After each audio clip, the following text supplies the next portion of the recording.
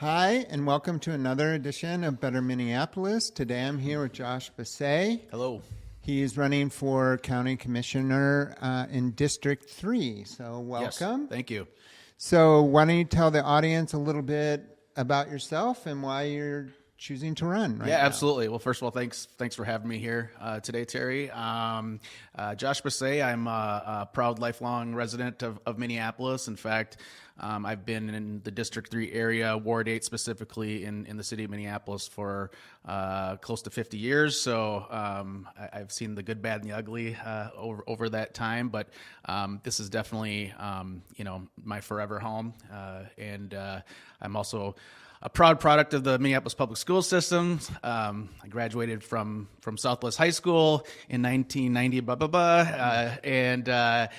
so again, really deep roots in the city itself. My wife and I are actually raising two public school students ourselves. I've got a freshman at Washburn, which pains my purple and white heart because I was a Southwest grad, and now I'm officially switching allegiances to the Washburn Millers, and then I've got a seventh grader at Justice Page, and so again, we're very much rooted in the community and looking to continue to raise our family here and grow with the community itself. And so roughly what is the District 3 boundaries? It's kind of like the Kingfield neighborhood, the lakes, and then out to the west a little bit. Correct. Yeah. So it's essentially, the cutoff line is roughly a 35W, and then areas west of 35W into a portion of St. Louis Park. So it does encompass Lyndale and Kingfield of South Minneapolis, and then it goes into the lakes area as well as parts of downtown, Loring Park area. Okay. So it's a pretty vast area. There's 150,000 constituents, so a large swath of folks that are represented there, and obviously a very diverse population, both economically and racially as well. So there's definitely a lot of different concerns and different priorities in different parts of the district.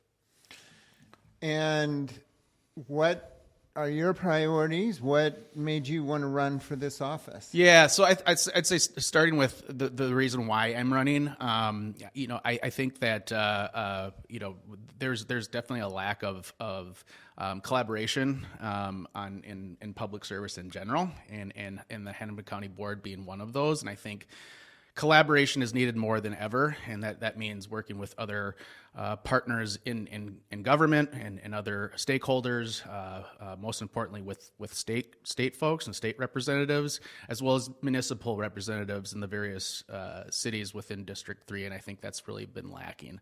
I think I can speak for a lot of folks, too, in the area that folks are a bit tired and worn out by the continual theater and gamesmanship that kind of really kind of undermines our political process these days. And my intent is to kind of get beyond that, work with decorum, work with respect for my colleagues and other folks that I work with, and really bring a spirit of collaboration back to Hennepin County itself and the process as a whole. And I just think that that's a bit missing these days, and something that's sorely needed. Okay.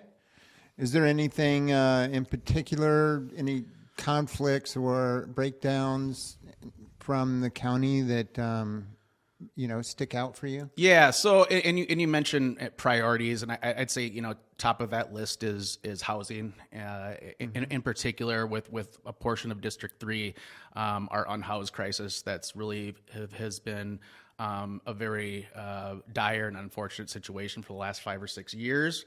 To give you a sense of where I live in the district, I live in the Lyndale neighborhood, very close to some of the larger encampments over the last 5 or 6 years. So, myself and my family have bear witness to kind of the end results in the plight of our unhoused neighbors, and really, the abhorrent conditions that folks have lived in over those years. And candidly, kind of the Hennepin County's failure to meet the challenge. Because in my mind, this is not just about housing. This is about public health, which is really a primary function of county government. And I think there's been, major missteps along the way from that county government. In addition to affordable housing, more affordable housing, building housing that can meet the demand of the folks who need it most, and that has been kind of a big gap over the last few years in the county and in some of the priorities that they've had over the years. The other priority of mine very much is transit, and transit that actually connects folks to the places that they need to go, meaning to work, to their medical appointments, to school, and really focusing on a strategic transit plan that gets people to where they need to go affordably and efficiently. And the county has a great stake in that transit system itself, and not putting good money to bad money. For instance, the light rail extension for the Green Line, which has been quite the quagmire. Yeah, it's 10 years overdue. It's a $1.5 billion over budget. And the county, Hennepin County, has become the main financier of that project. And I just think that, there could have been far more due diligence many years ago to ensure that we weren't wasting taxpayer money on that project. And I'm full supporter of mass transit, but we also have to set expectations on how that project is managed and delivered. And here we sit, and it still isn't operational, which is really concerning. So I'm going to pull that part apart a little bit, because Sure. you said a lot of great stuff there. But let's kind of get into the transit a little bit and the Green Line. I mean, one of the things that concerns me about it is that I think it erodes people's trust in general of government and their ability to deliver on what they say they're going to deliver on. Right. And, I don't know all the roadblocks that have caused the delays and the cost overruns, but certainly part of it, I think, is this overlap in all the different government agencies between the Met Council and the County Commission, and I'm not sure what role the City Council plays in it. So in terms of that project and maybe transit in general, how would you go about kind of getting that collaboration to move these things along? Yeah. And if not for the Green Line, what would be an alternative that you would support? Yeah, so I'd say, first and foremost, I think there needs to be, kind of a greater expectation on the qualifications of our public officials too, meaning, what's your professional background, and have you managed a budget before prior, in a prior role? I've spent the last decade plus in the private sector, in the business sector, and managing very large budgets. And one of the biggest parts of that is that return on investment, and you developing the strategy, the calendar, the planning, also bringing the stakeholders into the process, and level setting your expectations of them as well, and frankly, nothing should be a surprise. And so for that particular project, the fact that the community wanted a tunnel built should not have been a surprise, and that should have been part of the planning process, which delayed that project for years. Right. Also exponentially raised the budget of that particular project. So that was poor planning. Yeah. And poor administration. And one of the core functions of the Hennepin County Board is to administer a very large budget of $3.2 billion and allocate those resources properly, and make sure that things are done on time and on budget. Yeah. And the other bit of experience I have too, I spent time in the construction trades unions and really working with large scale projects that are totally dependent on budget and on time. Obviously being safe while you're building particular projects. But that's all built into the plan on the front end, and if the plan is disrupted, there has to be mechanisms to pivot back to getting back on track.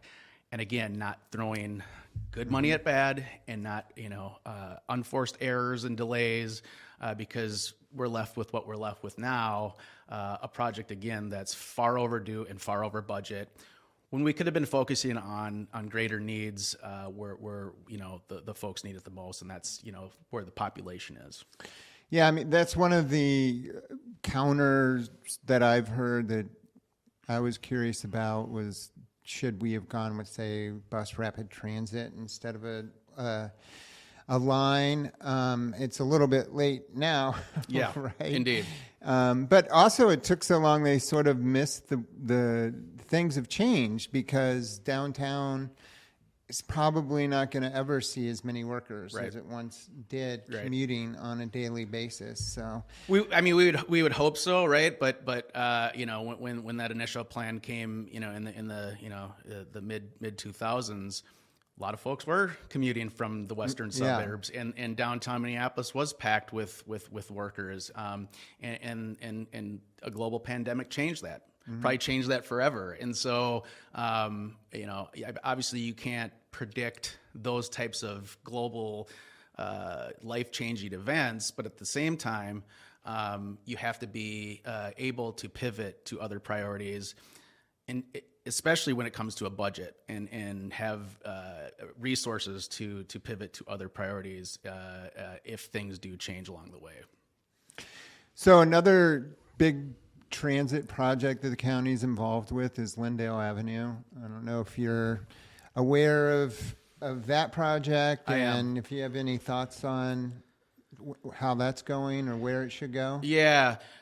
I will say, Terry, that Lindale Avenue is extremely concerning, not just to the business community along Lindale Avenue, but the folks who live adjacent to Lindale Avenue, meaning Aldridge Avenue and Garfield Avenue, where you're a block away from Lindale, and where spillover traffic can lead into those very residential areas, and that's what's happened in other projects. So that's one concern. The other concern / question that I would have is that I believe we reconstructed Lindale in 21 and 22, which is not that long ago. Right, I think south of Lake. Right. And this latest one is going to be north of Lake, up to like Franklin. Right. Yeah. But I guess my question would be, right, so what's changed over 3 or 4 years, and why couldn't we have done that all in one fell swoop? Because it leads to major disruptions, again, not just for our small business community, but for the folks who live near those areas. And I will say, in fact, there are businesses that have preemptively left Lindale Avenue because of the disruption.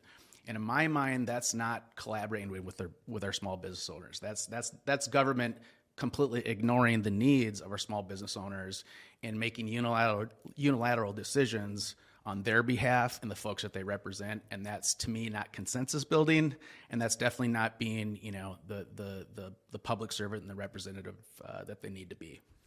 It definitely seems like a pretty divisive project. I mean, and I don't know if there's going to be money there to help keep those businesses alive that are along the corridor or not. And already traffic is pretty tough on that street. It is. So I hope whatever they end up on, and I think it's still in motion a little bit, but that they really put businesses and traffic, all different types of traffic needs, get considered. So I wholeheartedly agree, and it gets back to the point of, is this beneficial to the community at large? Is it beneficial to the folks who live and work in that area?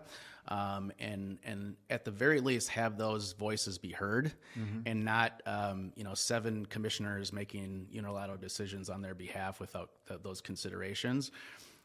We can look at the Hennepin Avenue project, and you can just drive down Hennepin Avenue and see what type of effect that particular project had on that area.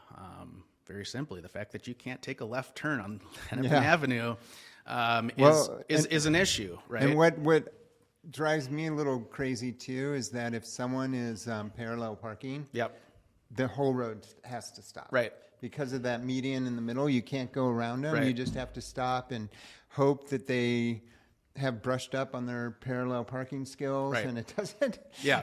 take forever. And it's not to say, Terry, that I'm anti-traffic calming and really being mindful of pedestrians and bikers in the area because I am, but we have to all be kind of working towards a common goal, especially in Uptown, especially on the Lindell corridor.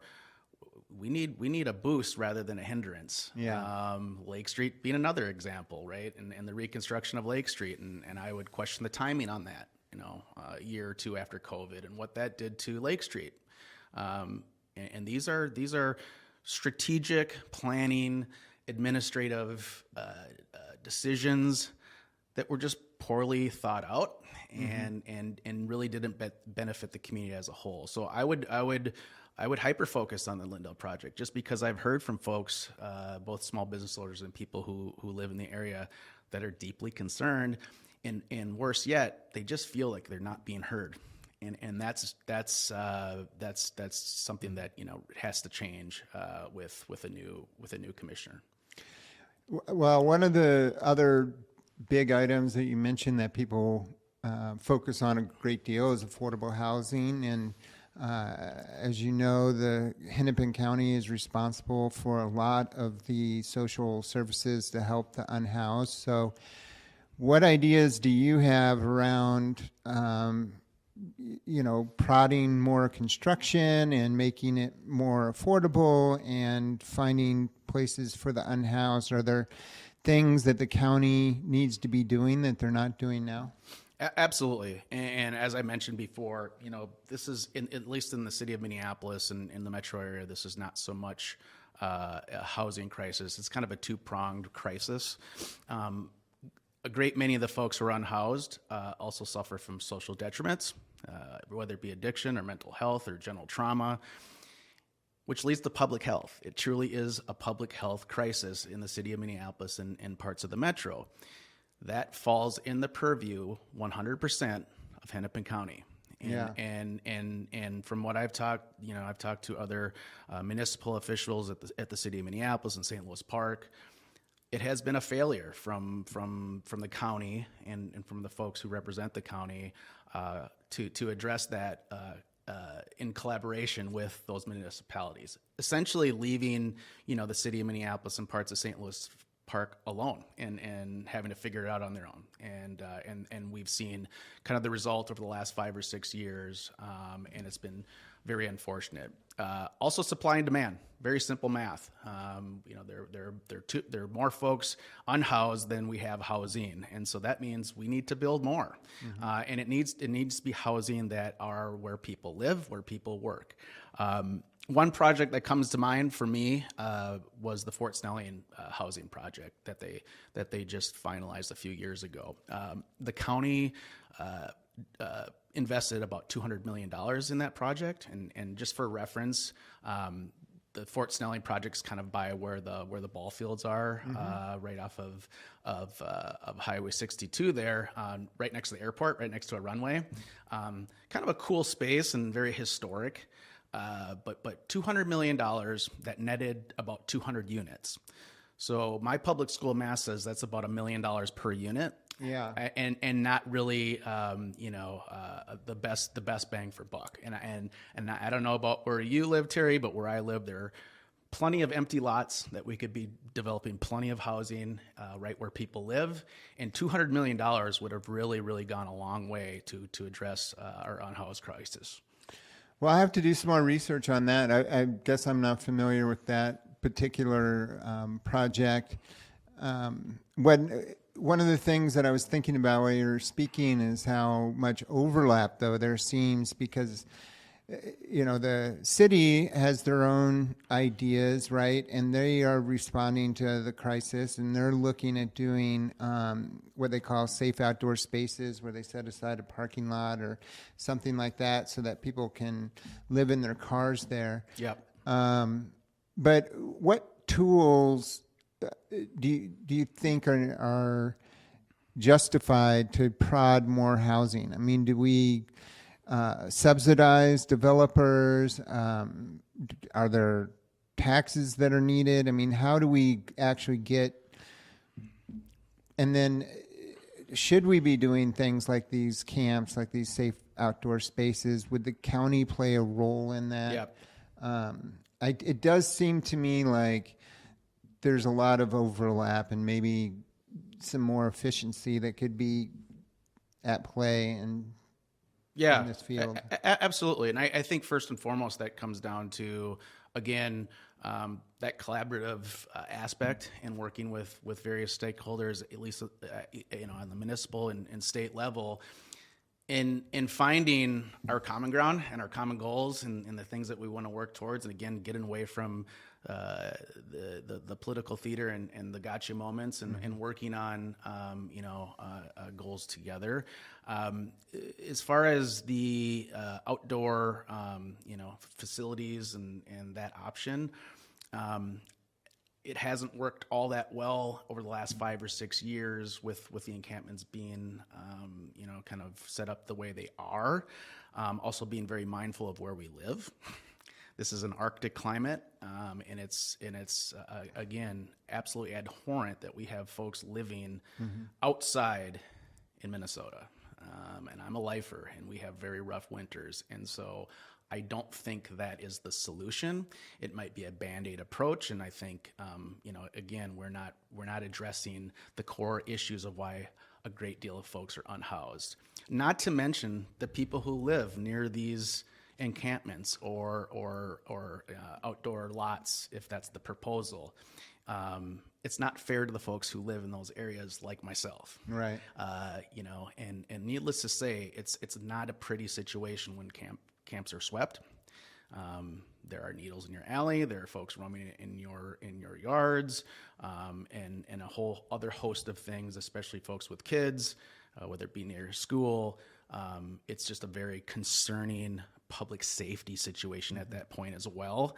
And I'm very mindful of the residents who live around those encampments and those camps, and having their voice be heard as well. Yeah. But let's collectively talk about directionally where we want to go. Let's use other cities as examples. I know Seattle's trying the small home model and the outdoor model, and how is that working? Yeah. Los Angeles, Portland, New York. And let's maybe not do what they're doing if it's not working. And then when it comes to investment, setting expectation of what is actually affordable, what's deeply affordable, what does that truly mean, based on the median income of the area where those projects are being built. And with that county investment, that expectation would already be set.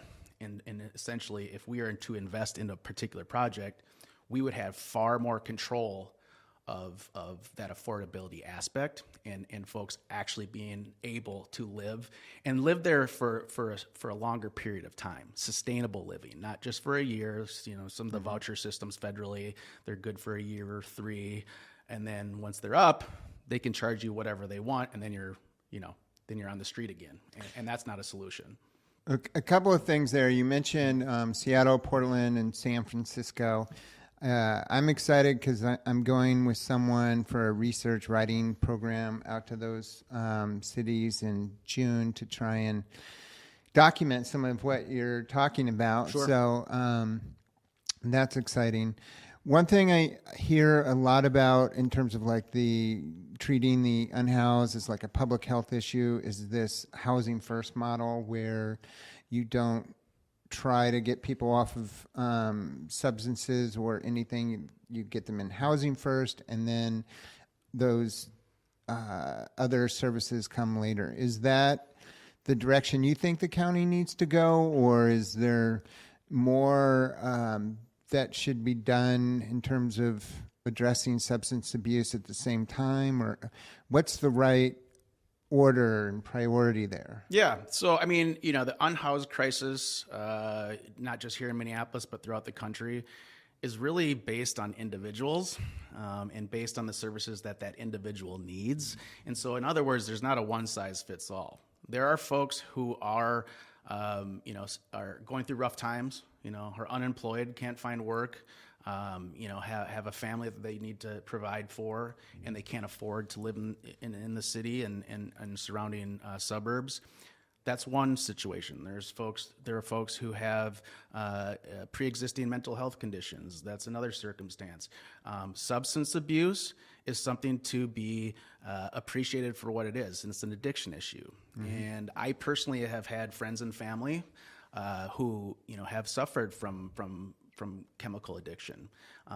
Some who have passed away, and some who have gotten straight and kind of turned their life around a bit from prevention programs. So again, it really gets down to that individual need, and that one size fits all will just kind of provide shelter for folks and hope that things improve in their lives. I think is just strategically a wrong direction to go in. And also, let's put our money where our mouth is. If in fact we're trying to help folks, with a hand up, not a handout, have the county invest in programming that addresses fentanyl addiction. And again, we're talking about individual narcotics that have individual, different individual effects. Alcoholism, heroin. They're different types of programs that involve that type of addiction. And we need to provide those wraparound services at the county level, in addition to working with our city partners to provide those resources. Yeah, I mean, as you outlined it, I mean, it's certainly a complex topic, and I don't know how many people realize the big role that the county plays in affordable housing and providing services and things like that. I want to move on, if we could, to talk about the downtown area. Hennepin County employs something like 6,000 people down there, right. And some people feel like it's been long enough. The county should now change its work from home policies and have more people working downtown because they are such a large employer. And I did see that Bassais in Richfield is now having people come in 4 days a week. What are your thoughts on that? Should more county employees be going into the office downtown or not? Yeah, I think it's very dependent on kind of what their job function is, and if it's something that is is conducive to remote work. Not all positions are conducive to that and involve human connection and human contact. And having said that, I come from the private sector, from the corporate world, and the majority of large companies are going back to at least a hybrid model, meaning 3 days in the office and 2 days at home, and I think that's very reasonable. And so, but not to mention what it would do for downtown Minneapolis. Yeah. Again, I'm a lifelong Minneapolis resident, and it pains me sometimes to be downtown because it just literally is not, tumbleweeds someplace. Exactly. It's not. Yeah. It's not the vibrant downtown that I remember. And to me, there's no better remedy to public safety than vibrancy, than folks on the street, in the skyways, not to mention the boost to small businesses. I've worked downtown before, and I remember the days where it kind of felt like the state fair. You would walk the skyways, and any type of food you wanted and dessert that you'd like, or coffee or what have you, you could get in the skyway system any time of year. And it was a great experience. And yeah. I think, we can definitely get back to that point downtown. I know they've done it on the state level, especially in St. Paul, and that's been a big boost for downtown St. Paul. So I think that's a good model, if you will, at the county level for downtown Minneapolis.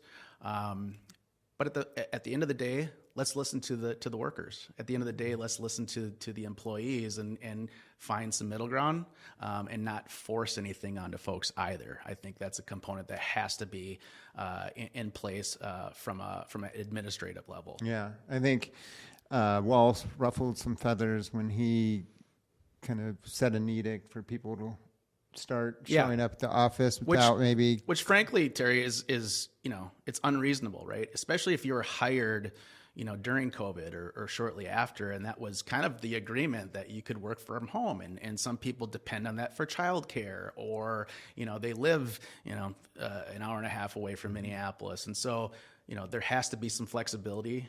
It can't be kind of a blanket approach.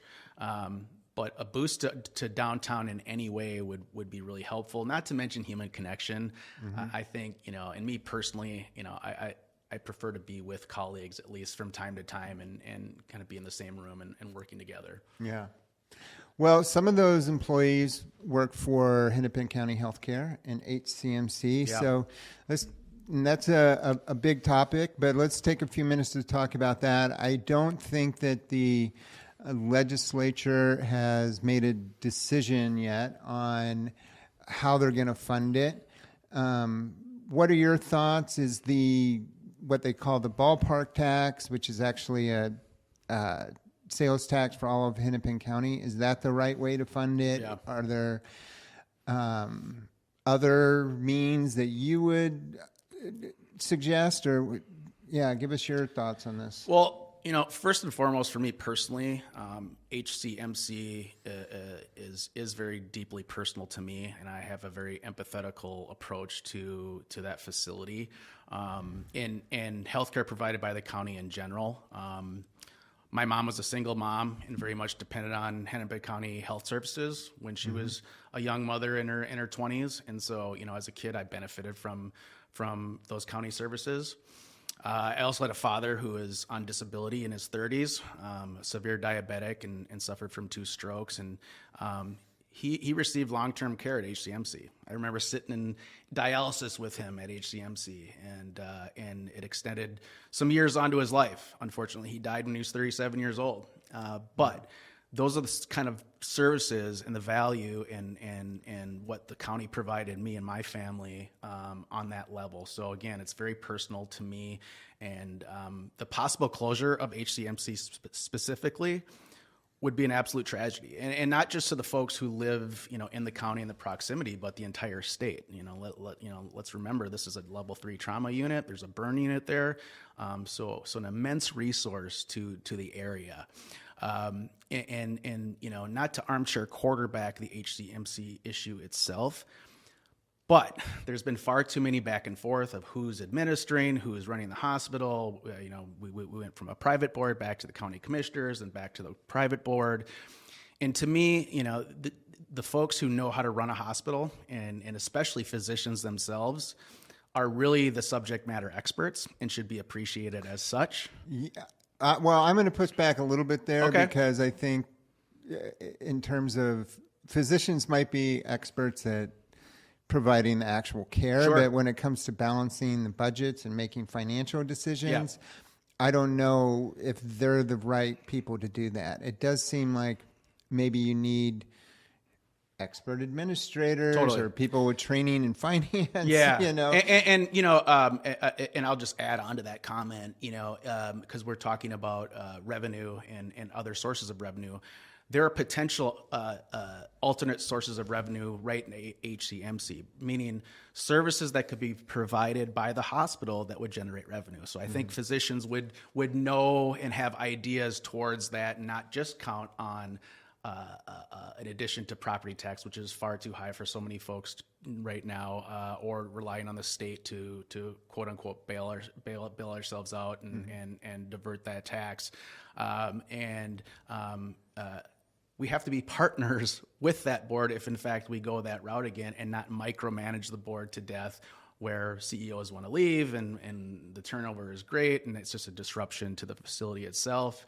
And so, even currently with what's proposed at the state, that's very much a Band-Aid, and what's proposed at the state may sustain for a year, but then what after that? And so, we have to look much further down the road, and prioritize that facility and healthcare in general at a county level.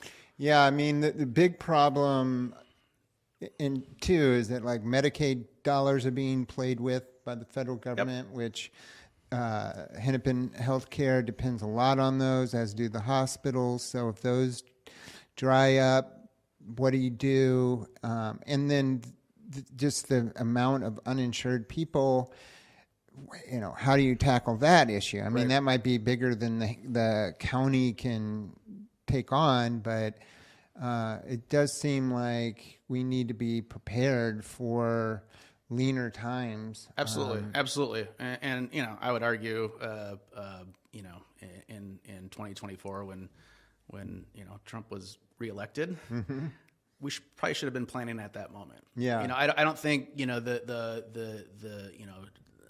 disparity in federal funding should be a surprise to anybody on many programs, and we knew that was coming. And a year and a half later, we're somehow surprised by that, and we shouldn't have been. I'm talking from administrative county level, and those conversations with our state partners should have been happening 2 years ago, and locking arms and building consensus on that particular issue, and not scrambling at the last minute right before session ends to say we need to divert these funds to keep the doors open of HCMC, and that's kind of what's happening right now. Yeah, operating out of crisis. Right. Another topic that we didn't really touch on too much, but is public safety, the role of Sheriff Witt's office. They run the prisons. They provide safety or I think they're the main public servants, if you will, in smaller towns that don't have their own police force and stuff. What do you see the role of their office? Are there any changes that you think need to be made? I know a lot of people have criticized her because of how the role sheriffs might have played in the surge. Right. So there's a lot going on right now with the sheriff's office. I'm just wondering what your thoughts are on it. Yeah, so I guess first and foremost, a core responsibility of the sheriff's department is in fact public safety.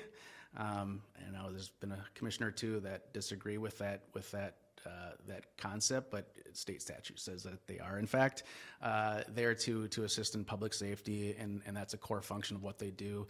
In municipalities throughout the district, including Minneapolis, who are still short officers and may need additional help as far as resources go. The Whipple and the ICE situation, once again, is very unprecedented, and I hate the fact that we have to say that continually in this Trump era, but we do. And look, things could have been handled differently. And I think the optics of a lot of activity at that particular facility were horrible. But I don't know if we've ever had a time where a sheriff's department or any other law enforcement agency had to protect their citizens against the folks who are supposed to protect their citizens, right? I mean, that's kind of what they were tasked with is defending the folks here who live here in the area against their own government, which is again unprecedented. And I take exception to kind of the personal attack on the sheriff herself, in the fact that my preference would have been to have that just be a conversation and not something public on X and Facebook and in the media. One thing that Democrats, well, it goes beyond that. I mean, now I think when she's been showing up at conventions and stuff, people are turning their back on her. Right. Yeah. And I was just going to say, the one thing, and I'm a lifelong Democrat, sometimes we can't help ourselves. And a lot of times we like to attack each other. And from political positioning, it's not always, the wisest move to do. So my preference would have been, and if I was the current commissioner, I would have, set up a half hour to an hour with the sheriff and walk through my concerns and try to come to some resolution, as opposed to going public immediately and then having this continual back and forth with the two various offices, and then it turned into a whole dust up where as representatives, those things should happen between individuals and really come to some resolution that way. As I said when we started to talk today, people are worn out by the theater. and I will say it very bluntly. Folks who I talk to just want representatives to do their damn job. Yeah. Do their damn job and leave all of this other nonsense and gamesmanship to the side, because we have enough of that on the federal level. And I don't feel comfortable stooping to that level, and I would just assume, bring some decorum, some respect and dignity for colleagues I work with and alongside, and just get down to the business of the people. And that's what we're talking about, and leave all the personal kind of pettiness on the side. Well, one of the big parts of the sheriff's office, like I said, is the jails. And kind of personal to me that I'm curious about is Hennepin County Homeschool. I don't know if you've heard of this. It used to be a sort of a correctional facility for youth out there by Minnetonka Golf Course. Yep. It's been shut down. I think it's now the medical examiner's office. And so they made a decision to try and do more youth corrections like in the community, so smaller places where kids could be closer to their families. Sure. But, the critics would say that, youth now aren't being faced with the consequences that they should be over things like car thefts and other youth crimes. So what do you feel like would be the right response from the county at this point for dealing with youth crimes? Sure, I know they support a lot of training programs and apprenticeships and stuff like that. So how does the county go about addressing that we don't have a Hennepin County homeschool now and kind of prodding youth in the right direction? Yeah, no, that's a great question. And, being born and raised in the city, I grew up with a lot of kids who went to a different direction, and some ended up incarcerated and in trouble. Many times, existing Hennepin County diversion programs is what helped them get out of that life. And really speaking with peers who have been in that life to help them out and walk them through. So that's one piece. But also, when you're shutting an entire facility down, are we in fact prepared to address the root issues of why kids end up in that facility itself? And if we're not, does that mean that they're just back on the street doing whatever they were doing, whether it be breaking window, whether it be petty crime or what have you? That needs to be upfront and very transparent. Because if not, and I know a lot of folks, when that facility was closed, a lot of officials, that was their main concern. We just simply aren't prepared to shut this facility down and then just have folks on the street and again continuing whatever behavior they're engaged in. But I also say, look, it's not a one size fits all. It's not a blanket situation. If it is petty crime and if it's breaking windows or graffiti or whatever it is, that needs to be taken differently than a violent offender. Yeah. If you have a 17-year-old who's accused of murder or any type of violent crime, they might have to be at some point in a facility that is accordingly to the crime that they're suspected of committing, and be very realistic about that and practical. And the last thing I'll say is that even with programming from the county and the city, are they vetted programs? Is there a mechanism to measure their effectiveness? And that's done by many different kind of aspects, right? If they reoffend, what's the recidivism? All of these things that administratively the county board should be demanding from any nonprofit or any organization that we work with. And if they don't have those types of metrics built into what they do, then it's probably not the right service to use. And I think that's a concern of a lot of folks who live here, is that we're just kind of throwing money at folks who claim to do a particular service, and in fact we're not really seeing much in return. Well, and not only are we spending a lot of money with the nonprofits and kind of, to your point, hoping that they're successful without a ton of metrics. At the same time, the jails are overcrowded. Yeah. I mean, I believe they've sued Hennepin County over that, and especially with youth, I know they've had to ship people out of state Yeah. at great cost Right. because we don't have facilities here. Right. So, Which is, in my opinion, far more traumatic for the individual.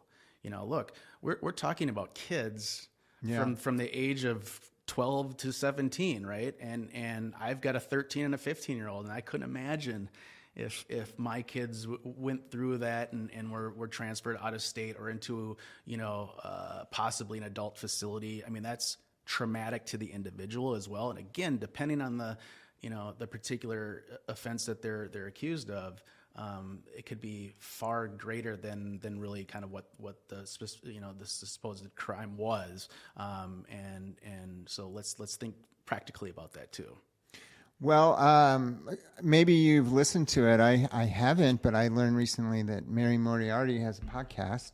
So some of these issues I've read about it. I don't know if you've had a chance to listen to it. I know she has said that she doesn't think that the police are actually referring some of these cases to that office. And I mean, I know your election has nothing to do with that, but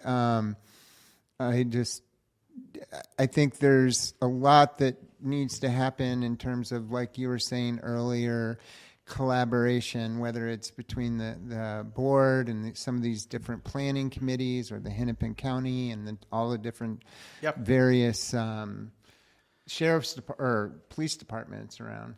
Absolutely, right. And it comes down to, very simply comparing notes and is there a gap that the county could help fill at the municipal or state level?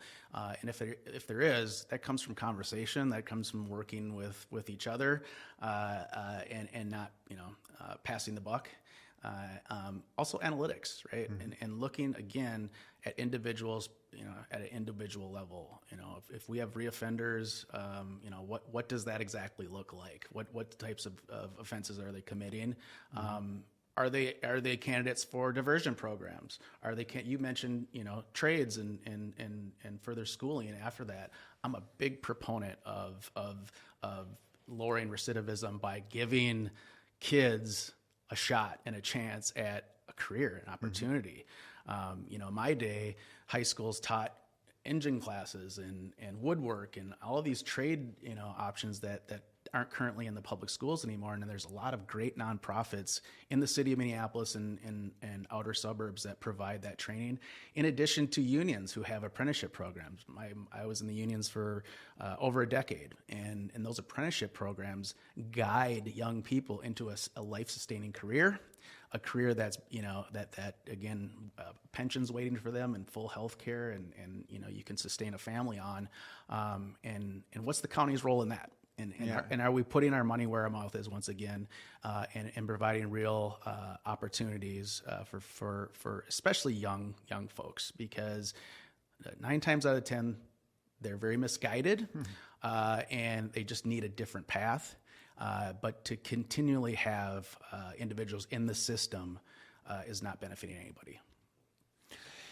Well, thank you for your time today. I know you're gearing up, I think, you're going for the DFL endorsement, right? Yes. And that's in June 13th? June 13th is the date. Okay. Yeah. Are there any topics that you wanted to cover that we haven't had a chance to talk about today? I think, again, it's really just kind of a mindset and directionally and in practice how, I think true public servants should kind of conduct themselves. I will say that, there are current commissioners and other electeds that, kind of see this as a job, one in which, there have been commissioners who voted themselves a 49% wage increase while the county is in a dire financial situation, which is very, very tone deaf. Yeah, that didn't go over well. No, to say the least. There are current commissioners who work remotely 5-6 months out of the year and have absolute zero visibility in their community. And I'm not just saying this as a candidate. I'm saying this because I've talked to folks every single day. A lot of folks, A, don't even know what a county commissioner does. Yeah. And that's concerning. And B, they don't even know who their county commissioner is, right? My opponent is seeking a 4th term. My opponent's been there 12 years. If you don't know who your county commissioner is at this point, I will say there's a gap in visibility and response, and I intend on changing that. I don't see this as a job. Yeah. If I did and I was in it for the money, I'd have stayed in corporate America and made a lot more money and been just fine with that. But I'm really trying to affect change. I'm trying to, again, stand up for my forever home, the community that I love. And just deliver better services to the folks who need it the most, leading with empathy. I've been in so many situations that a lot of the folks who need the help the most have been in, and collaboration first, listening, which is a huge skill that gets lost in public service too, listening more than you talk, and appreciating the wisdom throughout throughout our community, and really showing results for the work that's being done with complete transparency. Any vote that I take, I will be very forthright, and I will explain exactly why I supported a particular issue, and I think that's only fair to the folks who I work for. Okay. Well, great. Well, thank you for taking the time with us today. Thank you, Terry. Appreciate it. All right.